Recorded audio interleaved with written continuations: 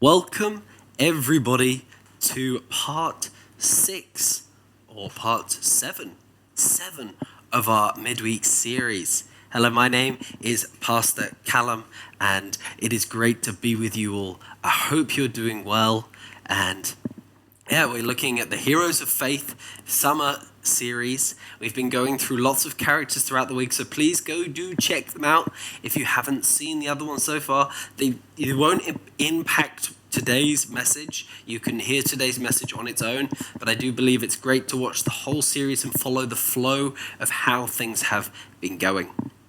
So, yes, today we're going to be jumping into part 7, and we're going to be looking at a very interesting character, one who's depicted as in the New Testament as the archetype of a prophet, but at the same time when you read his story, you're like, really? Is this guy an archetype of a prophet? Because he's rather bipolar in many regards. So, in Scripture, there's 7 main events of this guy's life, and he has a follower who ends up getting even bigger story. So we'll see that we are, of course, talking about Elijah. Elijah the man. And as we read in James 5:17, Elijah was a man just as we, with the nature of ours, like ours. And he prayed fervently that it might not rain. For the 3 years and 6 months, it did not rain on the earth. And we see this whole picture, this New Testament picture of Elijah as this guy who, yes, he did miraculous things, but he was human just like us. And I believe the story does reflect that we see Elijah in this picture of he is a great prophet of God. He's ultimately taken off to heaven in the chariot of fire, but at the same time, he was very human. And we will get into that. But let's look at how we join the story of Elijah. Well, the story starts with this man who appears and he engages with the people around him. We actually join into his story. He's already set in his place as like a prophet, as almost a lead prophet. And we see this from, as we jump around to get the context a little bit, from 1 Kings 18:7. And we see and we're talking of Obadiah, another prophet that you can also read his book of. And as Obadiah was on the way, behold, Elijah met him. And Obadiah recognized him and fell on his face and said, "Is it you, my lord Elijah?" And he answered him, "It is I. Go tell your lord, behold, Elijah is here." So this is already into the story, a little bit of Elijah. But the point that we see from this story element is that Obadiah calls Elijah Lord. So we see right from the offset, there's this atmosphere of this idea that Elijah was a leader of prophets, that he was this Lord, that he was respected. Now, Obadiah was equally as respected. He was a leader. We see that he, from the story, that he engages and leads other prophets. But still, it's almost like there's this structure there. You have Elijah, the lead prophet, the guy who speaks best for God, in a sense, and all the other prophets come underneath him. Or the best metaphor would be like a school of wizardry, where you have the college master being Elijah. He's the one who knows it all. He's this man of wisdom, this man of understanding, and he teaches others who teach others. I think that's the best picture that we have.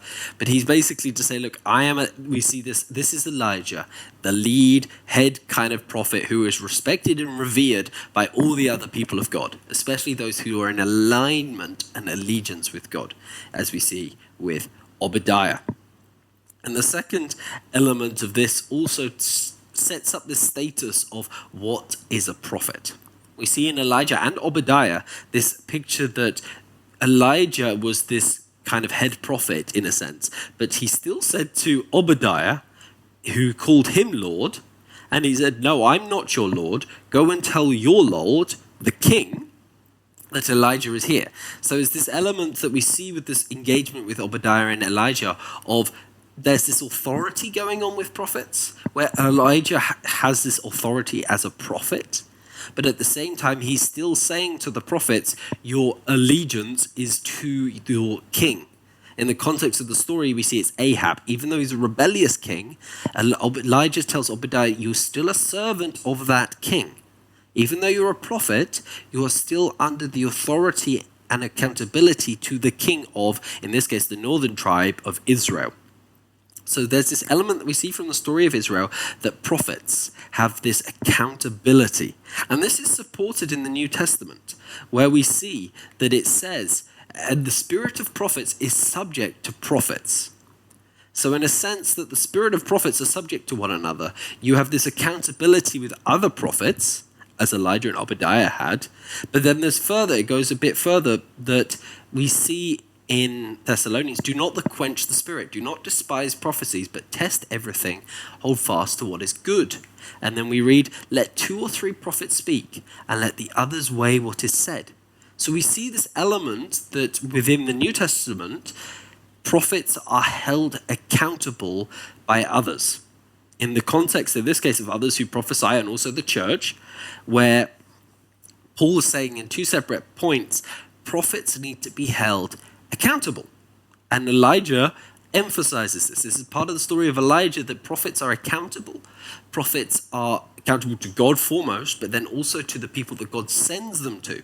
So in the context of a New Testament, if we are prophetic, where I believe and we believe that people can be prophetic, all are able to be prophetic in one way, shape or form, but you have these people who are gifted in the prophetic. And these prophetic people need to understand, as I've used my gifting of the prophetic element, whenever I use it, it is subject to 1, other people who can hear from God, but 2, also the people I give it to, the church, my pastor, so be it Frank or Hadassah, and the people I share it to. If I give a prophetic word, or I feel God's leading something, or I share a word to someone, I need to be able to subject it to them, let them evaluate it, let them decide whether it's true or not. And this element of coming under authority. So as a prophet, it's not a job of a prophet to be standing in the wilderness alone, unaccountable. There is times where a prophet may need to withdraw themselves, listen to God and return. That's fine. But this is teaching from Elijah where people seem to misconstrue or misinterpret that the prophet gets to be in the wilderness unaccountable. But I really believe that from the New Testament and from the prophets' teachings is this element that prophets are accountable. Prophets need to come under authority.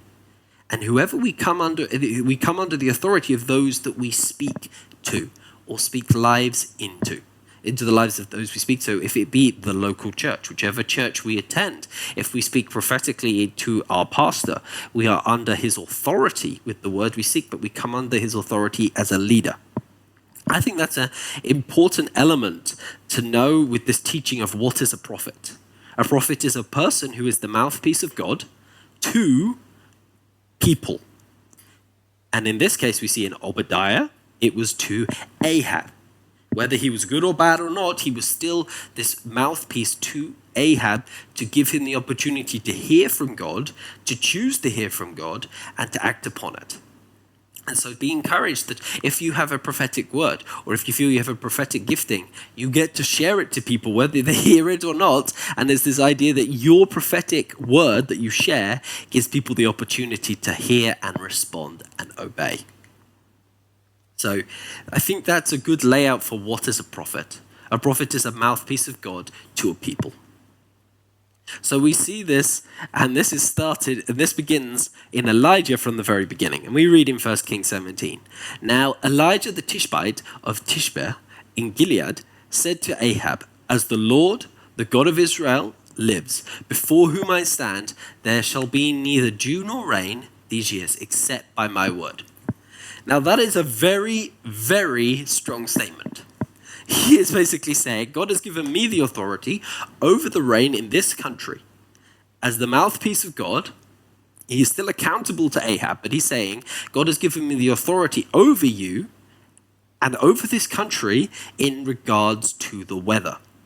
Because, and we know from the context of the story, if you read, Ahab was an idolatrous leader who married Jezebel, and they were worshipping Baal and other gods rather than Yahweh.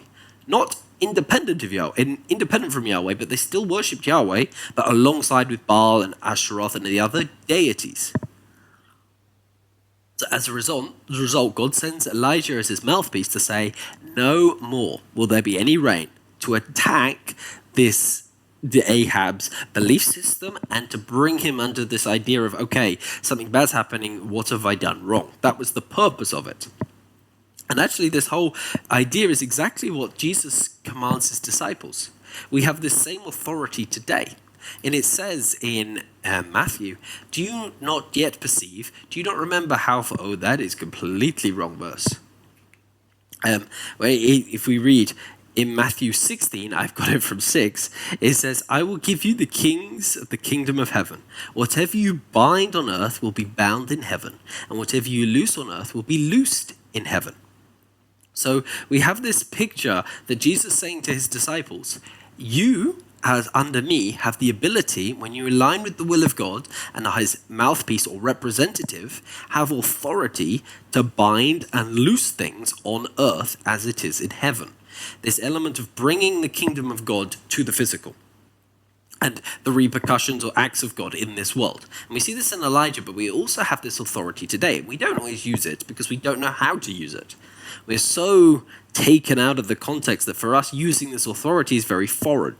But it's actually a gift given to us. And the way we learn to use this authority of binding and loosing, actually comes from aligning with God, learning to know his will, and learning to hear, okay, I need to say this or say that. I need to stand on this and say, okay, there's a season coming where I believe we need to pray. Or I say there's a season coming where we need to be forgiving or acting. And there's this element that we can bind things or act on things or call things into being which God is doing. And we need to know that the only way we can do it is by listening and learning to hear the voice of God. So I believe this teaching from what we see from Elijah is, as the archetype of a prophet, help us learn what a prophet does and how we can apply it to ourselves. And that's a part of the theme of Elijah, is he is this prophet who, he is subject to the powers. He comes under the rule of Ahab in a sense. He was a prophet to the northern kingdom. But at the same time, God was still his top authority. And that's this element that we see that there's this other thing going on where Elijah is saying, I am being obedient to the voice of God. I am saying, look, this is what God is saying. I'm listening to what God is saying and I'm acting upon it. I'm saying it. I'm doing it. I'm living it out. And this is contrasted to a lot of the other prophets of Elijah's time. As we read in 1 Kings, as we jump through that wrong verse, is in 1 Kings 20, at a certain time of the sons of the prophets said to a fellow at the command of the Lord, strike me, please. But the man refused to strike him. And then he said, because you have not obeyed the voice of the Lord, behold, as soon as you've gone from me, a lion shall strike you down. And as soon as he had departed from him, a lion met him and struck him down. Now, it's a silly example, but there's this actual theme, if you actually read into the story a lot, that it happens a lot where these other prophets are saying things and doing things, but they're not always in alignment with what God is saying. And that's this theme in the backdrop of the story of Elijah, where we have this context of Elijah and Obadiah, as well in this bit, where they are the mouthpiece and obedient to God and acting upon what he says to them and does what he asks of them. Whereas these other prophets and other people of the time didn't. They ignored the voice of God or didn't act upon it or didn't hold it with the reverence or the holiness or the respect it deserved.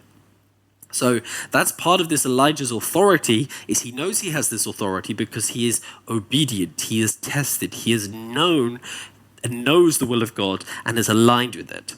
Whereas the other prophets, they don't hold that same level. And of course, to strike him was a very interesting command. So of course, if Pastor Frank came up to you and said, strike me, you would be like, I don't want to hit my pastor. But at the same time, if he says, God has told you to hit me, in this element of trusting God, if Frank asks us to hit him, we hit him. Or if I ask you to hit me and say, God has told you to hit me, we should be willing to do so. Of course, I'm probably not going to ask you to do that, but this whole point is this: God has used this man and says, someone hit you, he got hit, and he took this appeal of being hit, and he went up to the king, and it was used for God's purpose. But God needed the man to be hit so he could be used. And so, the man needed to be subjected to the will of God, and he was willing, but the other people were not willing to act upon it. So you have this contrast, and it's true in the story of Elijah of listening versus not listening, obedience versus disobedience. And obedience got you favored, got God working through you, and disobedience left to death or rejection or punishment. So, and this is what Elijah did to Ahab. Ahab was not listening. He was being idolatrous, so there was no more rain. So that's how the story begins. And so Elijah lives, he does something. There are lots of stories that happen. There's the widow with the oil and her son, and all of this happening. And then we come through a little bit of time, as we read, for 3.5 years in James, and we jump to the next section of the story. We see in 1 Kings 18, so a chapter later, which is 3.5 years later, and now God says, "And many days after the word of the Lord came to Elijah in the 3rd year, saying, Go show yourself to Ahab. I will send rain upon the earth." So now, a little bit later in the story, God tells Elijah, now it's time for the rain to come. Now there's been this punishment. The time of punishment is over for the drought. Now it's time for me to send rain. So go as my mouthpiece, please be obedient. So this is then where we have the story of Elijah versus Obadiah. And Elijah and Obadiah run into each other. And Elijah, as we saw earlier, says to Obadiah, "Go and tell your king that I am here. I'm here to speak to Ahab because I have a message from God for him." And Obadiah is like, "Really? Are you sure? You're going to get me killed? What have I done wrong to go tell Ahab that you're here? He's been searching for you for these years. He wanted you. He's been trying to get you. He's asked other nations. He's asked them to say an oath that they don't know where you are. He's been serious in trying to get you. And now you want me to go? Well, I don't want to die." And Elijah has to reassure him, as we see in this context of obedience. And he says, "Go and tell him." So Obadiah, under duress, goes, "Fine, I will obey, I will listen." So he goes and he says, and then they come and meet. And we read, "When Ahab saw Elijah, Ahab said to him, 'Is it you, troubler of Israel?' And he answered, I have not troubled Israel, but you have, and your father's house, because you have abandoned the commandments of the Lord and followed Baals. Now therefore, send and gather all Israel to meet me at Mount Carmel, and the 400 prophets of Baal, and the 450 prophets of Baal, and the 400 prophets of Asherah, who eat at Jezebel's table." So there's this engagement. Elijah is using his God-given authority over King Ahab to command him to do something. Most of us nowadays wouldn't go and tell the king of Belgium or the king of any country what to do. It's not natural within our authority. But if God says, go tell them to do something, go tell we should. And this is what Elijah does. He goes and tells his king and the authority, "Bring Israel to Mount Carmel. It's time for the rain to come." He doesn't say the rain's to come, but he says, "Come and meet me there." And Ahab agrees. And he brings the people. And notice how he says, all Israel. Well, we know later in the story that Jezebel wasn't there because she wasn't an Israelite. And there's this whole saying of God through Elijah saying, it's time for all Israel to witness something. All of those in covenant as my people, as Israel, need to come and listen to what I have to say through my prophet. And Ahab, as a man of Israel, respects and goes, okay, if God wants to say something, I'm willing to listen. So they bring all the people to the mountain.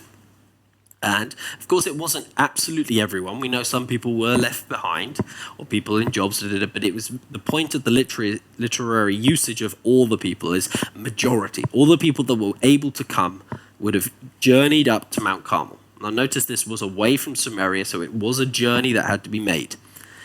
So, then we read, "And Elijah came near to all the people and said, 'How long will you go limping between two different opinions?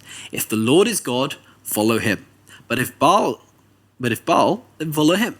The people did not answer him a word, because they knew that they were in the wrong.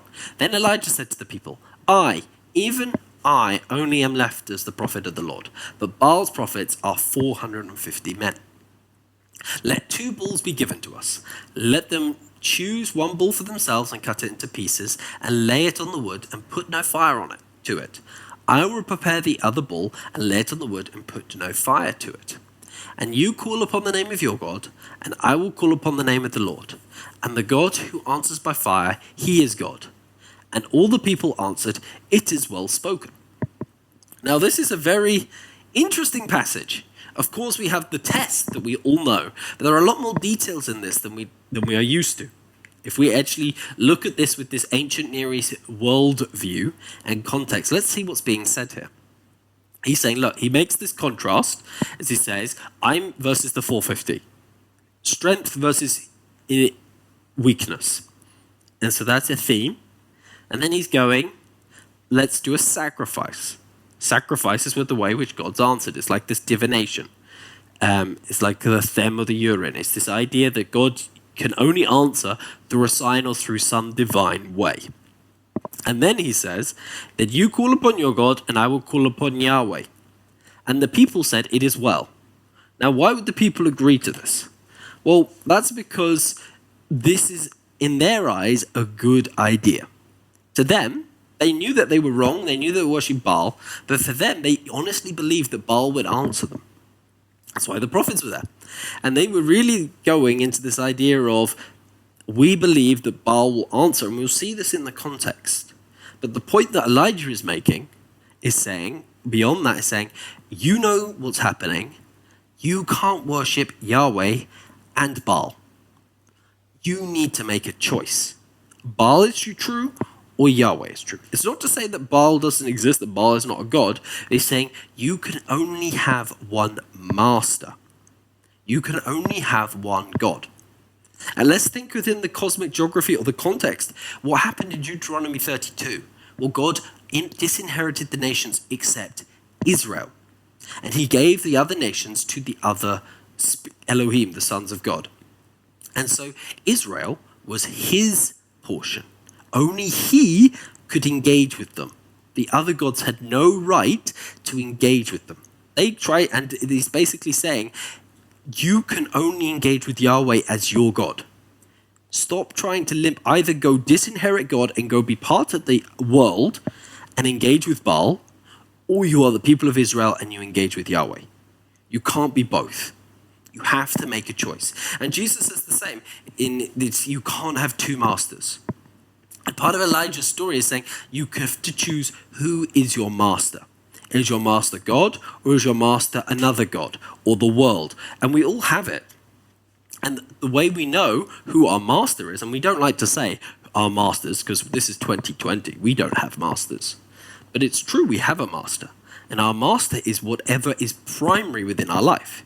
And the way to say it is, whatever is the center of our lives, in a sense of whatever century could be career, sex, drugs, alcohol, social status, to look fashionable, to be cool, to be rebellious, to be liked, to achieve something. Whatever it is, it can be our master. And how do we know what's our master? Well, it defines the rest of our choices. It defines the rest of our actions. It defines how we live our lives. It defines the purposes, the places, the things we do, what we do. It defines how we spend our money. A great example from my own life is when I was a teenager, I played hockey and I played violin. And on a Saturday morning, I had to go to orchestra practice, but that meant I couldn't go and play the hockey games. And so I had to make a choice. As a teenager, sat there in the orchestra practice, looking out the window, watching my hockey teammates play their games. I could only play for the lower squads because their games were on Sunday. But if I wanted to play for the higher squads, I needed to play on a Saturday. So I sat there looking, going, I want to play for the higher squads. I also want to play violin. At the moment, violin was the primary element because I would sit in practice and do the orchestra and do the concerts, etc. And I would always look out the window with my heart going, I want to be out there on the field and play with my teammates, play hockey. And so I had to make a decision. Am I going to commit to hockey on a Saturday morning, or am I going to commit to violin? And eventually I had to make the decision, which was, in a sense, my master, which was the one which would drive my actions. And eventually I chose hockey. I gave up the violin. I had to redefine it, redefined what I spent my time on. I spent more time playing hockey and less time doing violin. I actually gave up the instrument in the end. In this sense of this hockey almost became the master of my life in the sense of it defined how the rest of my actions were. And and Elijah is saying, you can only have one ultimate master. For us, that needs to be Yahweh, it needs to be God. And he needs to, and because we are under him, it should define the rest of our actions. And so that's this element. The other context that we see is actually the context that we are on Mount Carmel. And this is why the people were like, yes, let's do this. Because Carmel, in the Bible dictionary, the word literally means garden, vineyard, or orchard.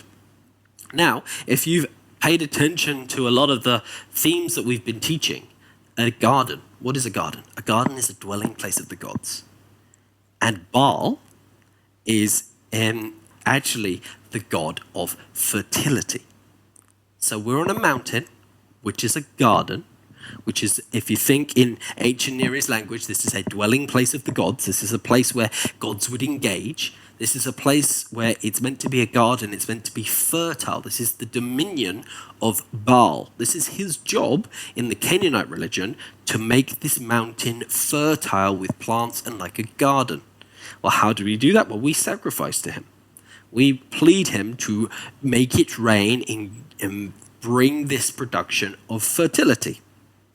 And the name, and we read this from a Bible dictionary, it says, the name may reflect the fertility of Mount Carmel slopes, which catch the Mediterranean moisture, because this was right on the northeast of Israel, right on the coast, and the abundance of the mountain slopes is reflected in the modern times by the remnants of forests, by the presence of olives and grain, and the vineyards which produce the famous Mount Carmel wine. Mount Carmel's beauty is certainly celebrated in the Bible. Psalm 7:5 says, loved ones, heads crown you like Carmel. Your flowing locks are like purple. So we see from this Bible dictionary, from this commentary, where it's saying Mount Carmel was this place of fertility. It's this place of produce. And that was, in this garden language, this deity understanding, this was meant to be Baal's job if you worshipped Baal. If you worshipped Yahweh, you knew that this was just a place, a mountain, where mountains were mountains, but you knew that God dwelled in Zion, in his temple, and you were to be able to worship him there. This is in the northern kingdom, so you would worship him wherever they would worship, in Mount Gerizim. And there was this whole point that, God was the one that brought the rain, God was the one that stopped the rain, and it came based upon how God decided things. So basically, this case, we also see this element of Elijah saying to the people, only Yahweh or Baal can bring the rain. Only Yahweh or Baal can bring the fire. Only Yahweh or Baal can make this land fertile. Because in the ancient Near East context, land had a dominion. And Yahweh's dominion was Israel. Israel was meant to be the temple of Yahweh. So it was Yahweh's job to control what happened within it. So we're thinking from their worldview. Of course, we think slightly differently today. But this is this point of saying, to the Baal worshippers, this was Baal's dominion. But to God and Elijah, this was Yahweh's dominion. And there's this fight going on. And Yahweh is entering into their world and saying, look, this is not Baal's dominion. This competition was meant to show you can only have one master. You can only have one God in dominion of a land. So we have this fight. And so the prophet of Baals call out all day, they do their thing, and they cut themselves. They really believe that Baal was going to respond. And part of the ritual was, in a sense that we know from context, that Baal would send the rain, and many times that they believed in the language that you would have sex with a prostitute to basically make Baal have sex with the earth, so you had this fertility happen. That was the Canaanite mentality. And they really believed that Baal would send the rain. And part of this was sacrifice and cutting themselves to make the flow, all of this kind of stuff. Pagan religion. And they do it all day. And Elijah then laughs and jests and says, come on, isn't your God going to respond? Well, of course he wasn't. This was not Baal's dominion. This was Yahweh's dominion. And what Elijah is doing is showing, Baal can't respond here because this is not Baal's ground. This is Yahweh's. And so Elijah makes it even more clear. He then says he puts the wood in order, cuts the ball into pieces and laid it on the wood. He said, fill the 4 jars of water, pour it on the burnt offering and on the wood. He said, do it a second time. And they did it a second time. And he said, do it a third time. And they did it a third time. And the water ran around the altar and filled the trench also with water. So before this, Elijah just rebuilt the temple, the altar to Yahweh. This was a place where you could sacrifice to Yahweh. An altar, because they couldn't get to the temple because they weren't allowed. So they could come to this altar dedicated to God to sacrifice. And so Elijah rebuilds it. He puts the 12 stones to symbolize Israel. And then after the time of the offering of oblation, Elijah the prophet came near and said, O Lord God of Abraham, Isaac, and Israel, being Jacob, let it be known this day that you are the God in Israel, and that I am your servant, and that I have done all these things at your word. Answer me, O Lord. O Lord, answer me, that this people may know that you, O Lord, are God, and that you have turned their hearts back. Then the fire of the Lord fell and consumed the burnt offering and the wood and the stones and in the dust, and licked up the water that was in the trench. And when the people saw it, they fell on their faces and said, the Lord, he is God. The Lord, he is God. And Elijah said to them, seize the prophets of Baal, let not one of them escape. And they seized them, and Elijah brought them back down to the brook of Kishon and slaughtered them there. So as part of this punishment, it may seem unfair, but the punishment for divination, seeking other gods, was death. So this was a just punishment upon the covenant with God. But this basically, Elijah takes this saying, and I know that this is Yahweh's dominion, that he is Lord, and he makes it seem impossible just to really prove to the people God was going to act. And he says, O Lord God of Israel. And we read, let it be known that I am your servant. O Lord God of Abraham, let it be known that you are the God in Israel. So it's this element of proclamation, and that I am your servant. That I have done all these things at your word. Well, the only word we read was God was saying, the rain's coming back. So there's a bit of this word that we haven't seen in the story. And the point is, one, there's the spiritual warfare, but two, God needed to bring about some clearance before he could send the rain. And for us, in many respects, it's like this spiritual promise. God is saying, I'm going to send the rain, but I need to clear up some stuff first. I need to get rid of the idolatry. I need to get rid of the stuff blocking the promise. And we see this actually come to about in the next bit of the passage. Because once they've killed them, Elijah says to Ahab, go up and drink, for there is the sound of the rushing of rain. Elijah hears the rain coming. He hears the promise coming. And so Ahab went up to eat and drink, and Elijah went up to the top of Mount Carmel. He bowed himself on the earth and put his face between his knees. And he said to the servant, go up now, look towards the sea. And he went and looked again and said, there is nothing. And he said, go again 7 times. So he sends him up, and eventually the rain comes. But what's this point is, he says to Ahab, it's coming. He hears the promise. Then he goes up the mountain. He sits himself, bows himself. He puts his face between his knees, and he squats. That may seem weird to us, but this position is important. This position, as Pastor Brian says, is an position of delivery.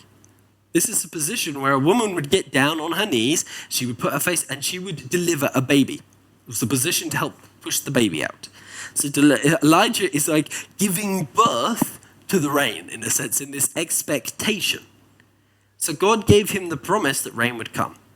Elijah clears out the stuff that gets in the way, and then he gets up in expectation in this position, physical position of birthing the promise, in expectation that the rain would come. And he's praying in expectation of the promise to come. And I know that sounds weird, but that's this picture that Elijah is saying, have faith, believe that the promise of the next season of God is coming.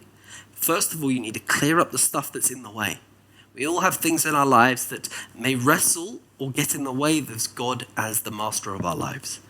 And we need to get rid of it. We need to clear it out. And once we've done that, we can get our focus right, and we can hear the promise of God is coming. If we don't get rid of it, we will continue in this years of drought. Eventually, God will make this decision.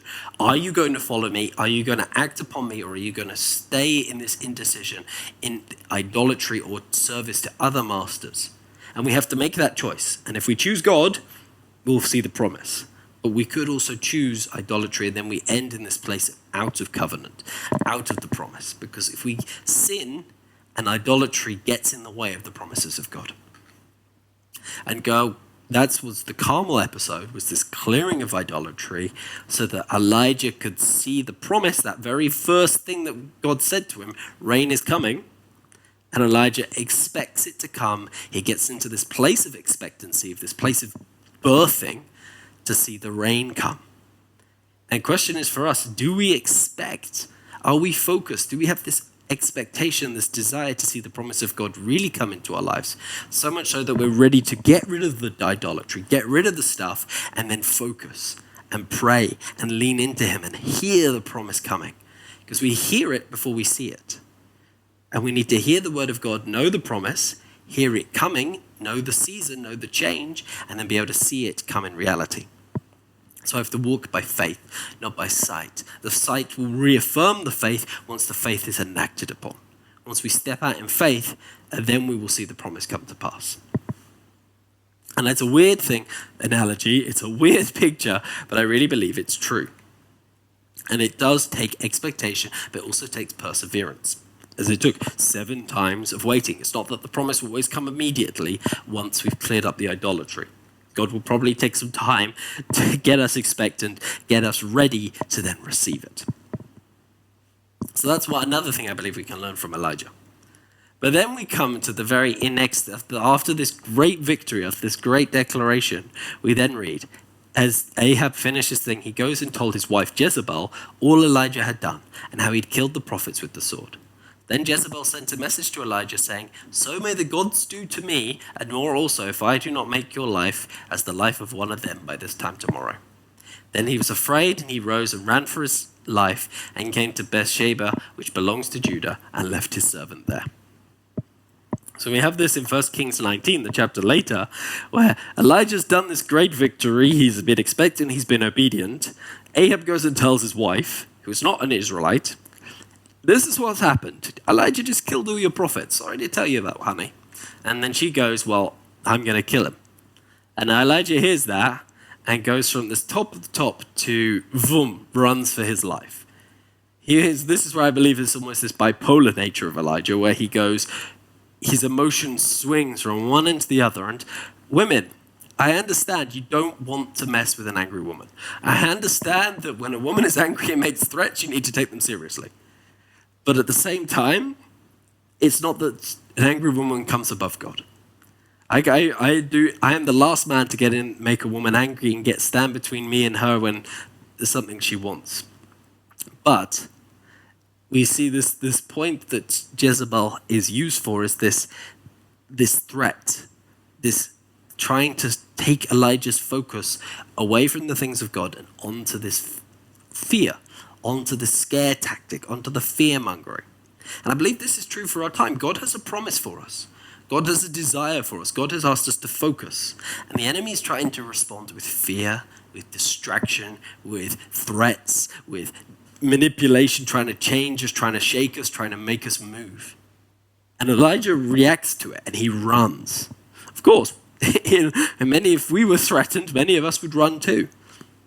And Elijah then, but this is, I think, the real key point is when he says, and he himself went on a day's journey into the wilderness. So not only did he escape to Judah, he then went into the wilderness in Judah, and he came and sat down under the broom tree, and he asked that he might die, saying, "It is enough now, O Lord, take my life, for I am no better than my fathers."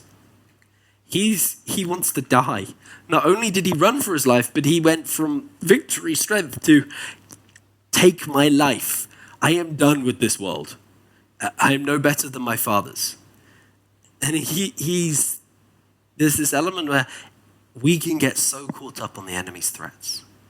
And I don't want to diminish the threat, but to say no threat of any lady or any enemy stands anywhere close to God.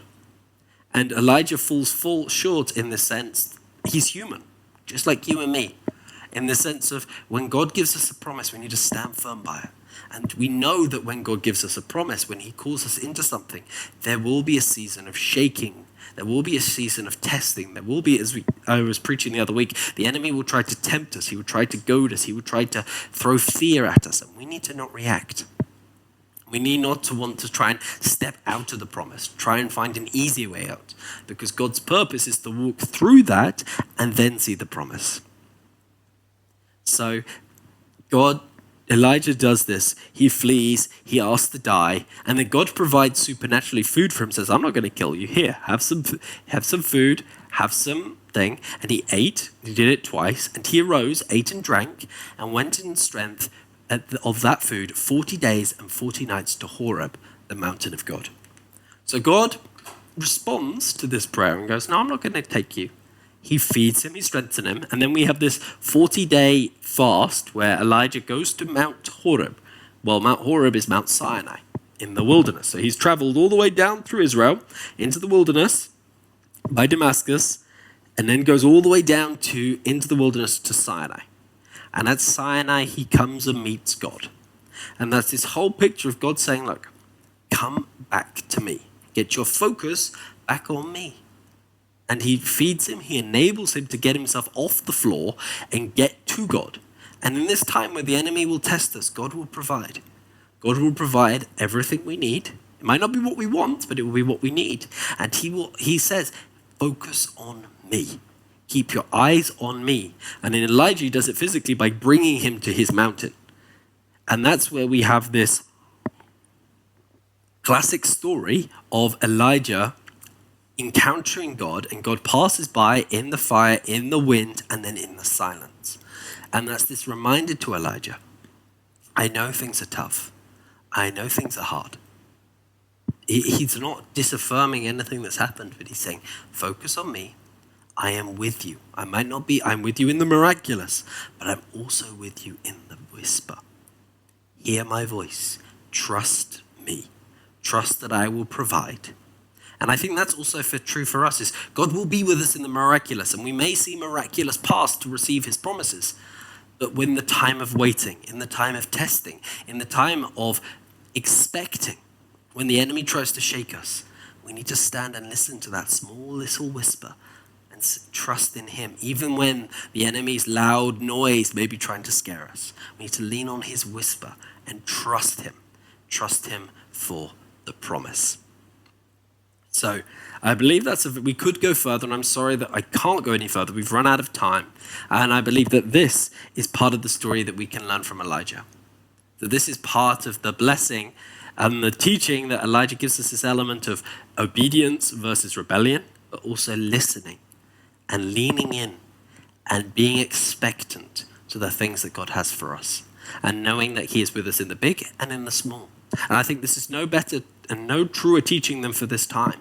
That in this time of expectancy, waiting for COVID to pass, waiting for things to go to a new normal, hearing the fear of the news, hearing the fear of social media, hearing the fear of the conspiracy theories, that we need to lean to God, hear his voice, and rely on him through the good, the bad, and the ugly, and listen to his voice as a guidance of what is good and what is bad, how we need to act, and how we need to go.